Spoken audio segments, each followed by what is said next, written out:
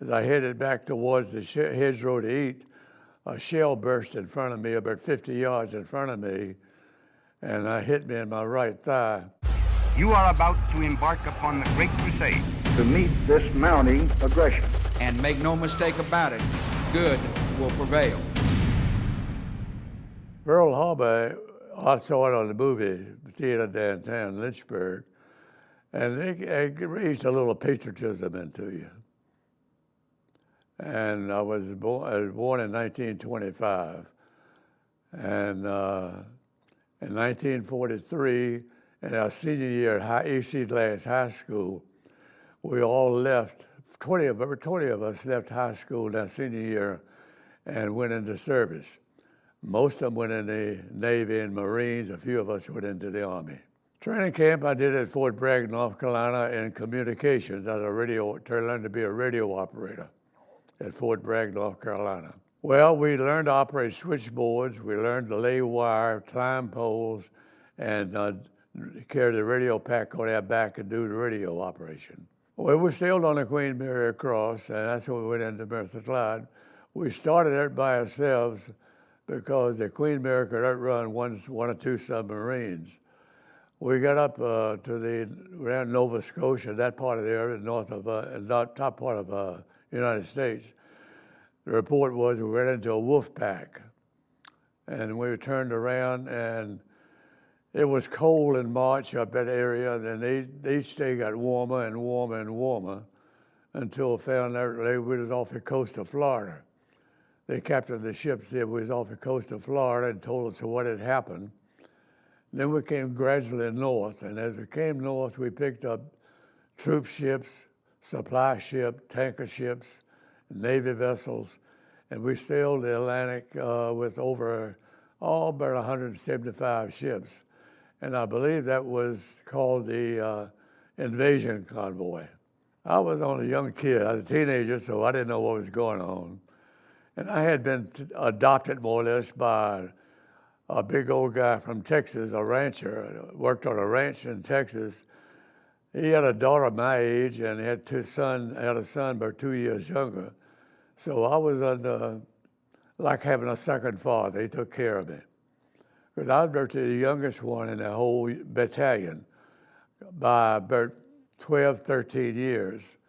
So I was like a brother, a kid brother, and a son to him. Well, the 359 Infantry was attached to the 4th Division under Roosevelt, and they went in early morning on LSIs. Late afternoon on LSTs, we went in where we had all the artillery hooked up to trucks and the jeeps and everything. We just rolled off on the beach and went in. Our first objective was St. Marie-la-Geese. We went into St. Marie-la-Geese to beat the 101st and 82nd Airborne. We had no opposition hardly on that. Well, I was told that morning, Roosevelt informed all his officers that they were off about 2,000 yards off course. And a sand dune opened up there, and he said, this is where we start the war.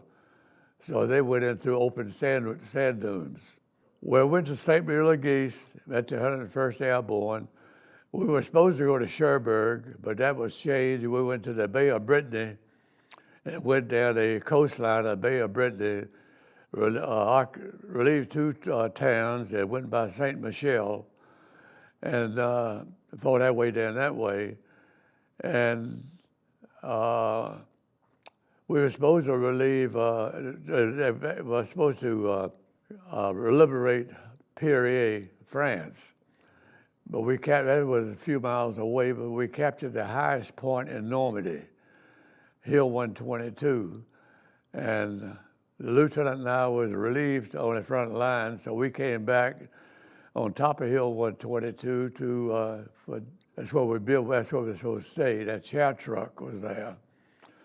And I went around, we were ordered to stay 25 feet apart around a hedgerow. And we got around 25 feet apart. I got to the chow truck, and I got my meal on the canteen cups. And as I headed back towards the hedgerow to eat, a shell burst in front of me, about 50 yards in front of me, and I hit me in my right thigh, and I was evacuated back to England that next day. And I spent 4 months in England. We first went to Oxford, Portsmouth, England, and a lieutenant there, the doctor, looked at my right leg, I'd all torn up, and he put a tag on the amputee. And then the bombs came over close to the hospital that night from Germany, buzz bombs. So we were evacuated from the hospital to Portsmouth, England, to Oxford, England, 91st General Hospital. Then I met a doctor up there, a major. He looked at the tag and ripped it off and said, see what we can do. So he operated on me 5 times, got big hunks of metal in my leg, and saved my leg. And I found out later in life that he turned out to be an All-American football coach, a football player at the University of Notre Dame, Hunk Anderson. I was there for 4 months. I didn't join my outfit until Thanksgiving Day. So we had Thanksgiving, I had Thanksgiving done at Tonville, France, eastern France. And we liberated that part of the area first. And finally we crossed the Mosel River, which had been flooded. And we went through the Siegfried line. And we were in Weiden, Germany. Not Weiden, Germany, it was Dillon, Germany. And we stayed at the German ambassador's home. And then orders came back to come back across the Mosel River into France and to get in convoy and wait. So we got back across there about 11 o'clock in the morning. Orders came through about 10, 11 o'clock at night to force march through Luxembourg, towards Luxembourg. We liberated Luxembourg and went into Bastogne. And we were ordered to go down to the road. We had 1 tank destroyer with us, and the scouts' orders were to be quiet. We had Germans on both sides of the road. During the battle that day, we had a heavy battle. We had caused a lot of trouble, casualties to the Germans. And we were told to be real quiet and don't make any noise. So we went down the road, and next morning we was at the farmhouse. Smoke was coming out, and we had a German officer buy us his tunic, didn't have his tunic on. He came out to relieve himself, and all of a sudden he turned around, looked at us. There was about 200 of us looking at him. And he ran back in the farmhouse, and they all left.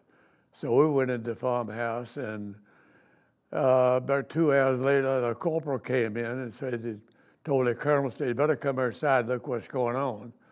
So we all went outside, and there was about 300 or 400 Germans surrendering to us that morning. And without a shot being fired, we captured prisoners and vehicles and everything. We liberated towns across, and there was a Merkers salt mine.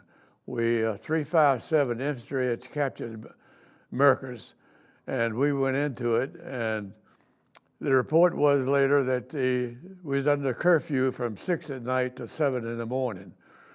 And so we had a patrol going through, and about 11 o'clock at night, the Jeep patrol saw a woman walking down the street real fast, almost running. And they stopped her and pulled her over and asked her what was her being there after their curfew. She said she was a midwife heading to deliver a baby. So they picked her up and put her in a Jeep and took her to where she was supposed to go. Well, the baby was born about 4:30, 5 o'clock in the morning. So they put her back in a Jeep and took her to her home. And when he drove into Merkers, they made a right turn into Merkers, and she made a comment in German, that's where all the gold and silver is. And one of the guys spoke German real well. So that's when he reported to his command. That reported to Corps generals, reported to Patton, and they reported all the way up to Eisenhower. But we kept on going. We didn't stay there. But I did, Lieutenant Landay, myself, was in a Jeep coming back, and he heard about it. He said, let's go by there. So we went by the salt mine, and I happened to look over there, and there was a 90th MP I knew, And he came over to us and said, come on, I'll show you something. There's only about maybe 10 MPs there, nobody else. So we went in and we did see the stacks of gold all piled up. And then we got back in the Jeep and we kept on fighting the war. Then they brought up the thousands of MPs and then had all the generals up, even Eisenhower came up.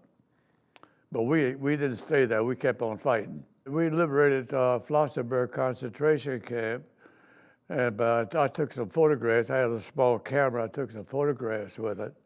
First thing that went into, the American soldiers started throwing K rations over. Then we had a flock of medics came up and said, don't feed the soldiers, these people anything at all. He said, the system can't take it. So all the medics came up and ambulances, and they took care of the ones that was in bad shape. And the mountain behind, a little high-rise mountain type thing, was behind the houses where the concentration members were. And that was a factory, a forced labor factory for the ME-109 parts for the airplanes. And we left there, we left them with the medics, and they took care of them. We kept on going until the war was over with. During the whole 11 months and 2 days of combat, the 9th Division was always on the front lines. We never had any rest period at all. We had units on the front line at all times. And about a week or 2 weeks before the war ended, May 8th, we got relief for the first time. And then another division was put in, had no combat, and suddenly about 5 or 6 Germans came up with a white flag to surrender. And they said that they only surrendered to the 4th, 9th Division only, and nobody else. So Patton put us back on the front lines to take the surrender. General Patton met with us. He said, I can no longer call you Texas and Oklahoma. He said, I'm going to rename you Tough Hombres because you've been my best soldiers I've ever commanded.